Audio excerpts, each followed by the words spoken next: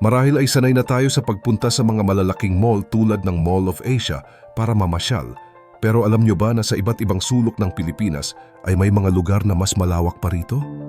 Hindi ito pasyalan, kundi mga dambuhalang factory na takbuhan ng ating ekonomiya.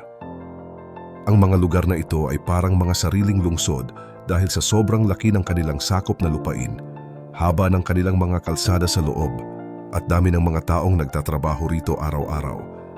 Pag-uusapan natin ang mga pasilidad na gumagawa ng ating mga paboritong inumin, mga sasakyang ginagamit natin sa kalsada, at pati na ang mga materyales na bumubuo sa ating mga bahay.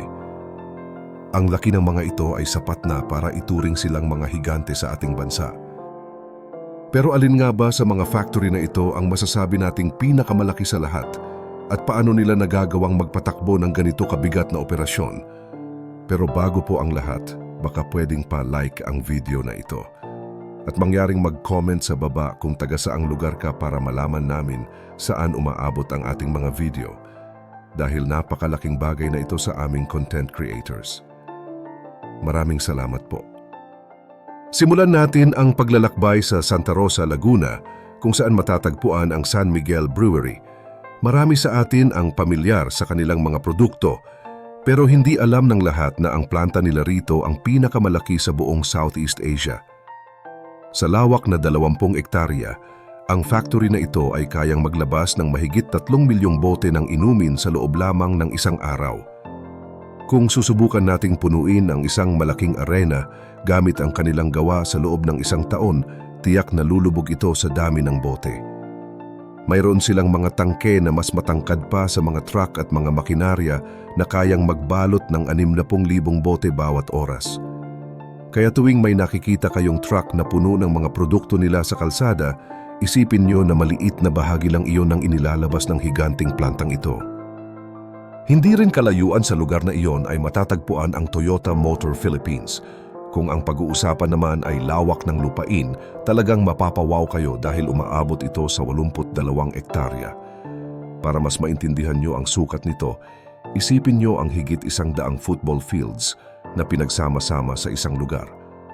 Dito ginagawa ang mga sikat na sasakyan tulad ng Vios at Innova na madalas nating makita sa kalsada. Ang loob ng factory na ito ay parang isang maayos na sayaw sa pagitan ng mga tao at mga makabagong robot. Ang mga robot na ito ang gumagawa ng mahihirap na trabaho tulad ng pagwi-welding at pagpipintura para masiguro na pulido ang bawat sasakyan. Bago lumabas ang isang kotse mula sa planta, kailangan muna nitong pumasa sa mahigit 700 pagsusuri para masiguro ang kaligtasan ng gagamit nito. Dumako naman tayo sa Cagayan de Oro para bisitahin ang Nestle Philippines. Ito naman ang sentro ng paggawa ng kape sa ating bansa at isa rin sa pinakamalaki sa buong Asya. Sa loob ng 27 ektarya na lupain, may mga malalaking tower sila na ginagamit sa pagluluto ng libu-libong kilo ng kape bawat oras. Ang bango ng kape ay maaamoy mo na bago ka pa man makapasok sa mismong pasilidad dahil sa dami ng kanilang niluluto rito araw-araw. Higit pa sa kape, dito rin ginagawa ang mga sikat na gatas at tsokolate na madalas nating binibili para sa ating mga anak. Ang operasyon nila ay walang tigil dahil kailangang masigurado na hindi mawawalan ng supply ang mga tindahan sa buong bansa. Kung ang usapan naman ay ang pinagmumulan ng mga materyales para sa ating mga gamit, kailangang mapanood nyo ang JG Summit Petrochemical Complex sa Batangas City. Ito ang itinuturing na isa sa pinakamalaking industrial complex sa bansa na may lawak na 100 ektarya. Dito ginagawa ang mga hilaw na materyales para sa mga plastik na ginagamit sa ating mga plato, laruan at pati na sa mga parte ng ating mga gamit sa bahay. Ang mga tubo sa loob nito ay mas mahaba pa sa mga malalaking highway natin at ang init sa loob ng kanilang mga makina ay umaabot sa 800 degrees Celsius. Ito ang nagpapatunay na ang Pilipinas ay may kakayahang gumawa ng mga materyales na dati ay kailangan pa nating angkatin mula sa ibang bansa. Sa bawat maliit na plastik na hawak nyo, malaki ang posibilidad na dito ito nagmula sa Batangas. Bukod sa mga gamit sa bahay at mga plastik na produkto, ang mga dambuhalang factory na ito ang dahilan kung bakit nagkakaroon tayo ng mga kalsada at gusali. Kung makakapunta kayo sa San Ildefonso, Bulacan, matatagpuan nyo ang Eagle Cement. Sa lawak na 150 ektarya, ang sukat nito ay parang isang maliit na bayan na puno ng mga dambuhalang makinarya.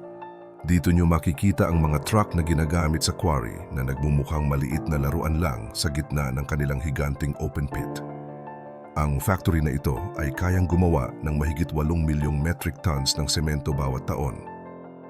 Para mas maintindihan nyo ang dami nito, kung pagsasama-samahin nyo ang lahat ng semento na nagagawa nila sa loob ng 1 taon, makakabuo kayo ng pader mula Bulacan hanggang sa dulo ng Mindanao. Mayroon din silang mga mahahabang conveyor belt na mas mahaba pa sa 20 basketball courts na walang tigil sa paghakot ng mga bato at materyales araw at gabi. Mula sa semento, dumako naman tayo sa gulong dahil hindi tatakbo ang mga sasakyan kung wala ang Yokohama Tire Philippines sa Clark, Pampanga. Ang pasilidad na ito ay isa sa pinakamalaki sa buong Asya at may lawak na higit 40 ektarya. Ang loob ng plantang ito ay parang isang lungsod ng mga makina dahil sa dami ng mga warehouse at testing tracks. Alam nyo ba na kayang gumawa rito ng higit 12 milyong gulong bawat taon? Ibig sabihin, bawat segundo ay may nabubuong bagong gulong sa loob ng factory na ito. Mayroon silang mga makina na naghahalo ng goma na may bigat na 3,000 kilo bawat salang. Bago ilabas ang mga gulong na ito sa merkado, kailangang dumaan muna ang mga ito sa sarili nilang test track sa loob mismo ng planta para masiguro na tahimik at ligtas ang takbo nito kahit sa basang kalsada.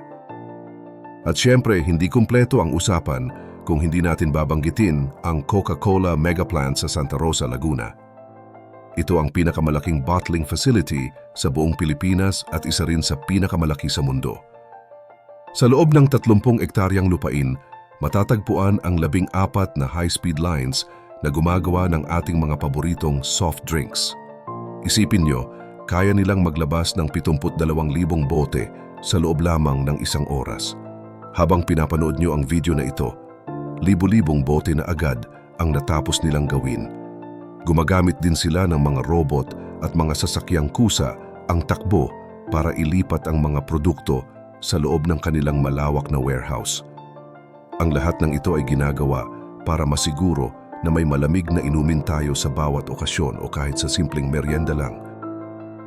Pero kung ang usapan ay ang pinaka-high-tech na pasilidad sa bansa, hindi tayo pahuhuli pagdating sa teknolohiya.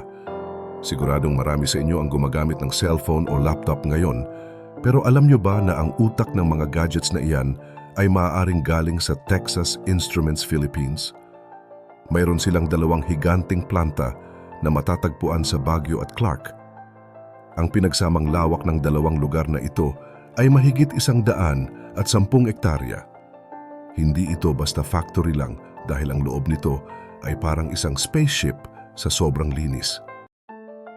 Ang mga manggagawa rito ay kailangang magsuot ng espesyal na puting suit na parang mga tauhan ng NASA dahil kahit ang maliit na alikabok ay maaaring makasira sa mga microchips na ginagawa nila. Ang nakakamangha rito, 60% ng lahat ng analog chips na ginagamit sa buong mundo ay dito sa Pilipinas ginagawa. Ibig sabihin, kung wala ang mga plantang ito sa ating bansa, maaaring huminto o bumagal ang pagtakbo ng teknolohiya sa buong mundo. Tahimik lang ang operasyon dito pero ang mga robot na ginagamit nila ay gumagalaw ng napakabilis at napakalinaw. At kung akala nyo ay malaki na ang 110 ektarya, mas magugulat kayo sa laki ng dating Petron Bataan Refinery. Ito ang pinakamalaking refinery sa buong Pilipinas at ang lawak nito ay umaabot sa mahigit 400 ektarya. Isipin nyo, ang sukat nito ay kasing laki na ng 5 barangay na pinagsama-sama. Punong-puno ang lugar na ito ng mga dambuhalang tower, kilometrong mga tubo at mga tangke na parang mga gusali sa sobrang laki. Dito hinuhubog ang krudo para maging diesel, gasolina at gas na ginagamit natin sa ating mga sasakyan at pagluluto. Ang kapasidad nito ay sapat para punuin ang 60 Olympic-size swimming pool ng gasolina araw-araw. Ito ang nagsisilbing puso ng ating transportasyon dahil kung wala ang mga ganitong pasilidad, mahihirapan tayong magpatakbo ng mga sasakyan at eroplano sa bansa. Nakakamangha isipin na sa loob ng ating bansa ay may mga ganitong dambuhalang pasilidad pala na hindi lang basta nagbibigay ng trabaho kundi naglalagay din sa Pilipinas sa mapa ng mundo pagdating sa industriya. Mula sa inumin, pagkain, semento hanggang sa mga microchips at gasolina, ang mga factory na ito ang tunay na makina na nagpapagalaw sa ating buhay araw-araw. Nagpapatunay lang ito na ang galing ng mga Pilipino ay world class at kaya nating sumabay sa malalaking bansa pagdating sa paggawa ng mga komplikadong produkto. Sa lahat ng mga higanting factory na nabanggit natin, alin sa mga ito ang pinakagusto nyo sanang mapuntahan o makita ng malapitan sa loob? Sa tingin nyo ba ay dapat pang dagdagan ang mga ganitong kalalaking factory dito sa atin para mas umunlad ang ating bansa? Ibahagi mo naman ang opinyon mo sa ibaba at huwag kalimutang mag-like at subscribe para sa mas marami pang updates gaya nito.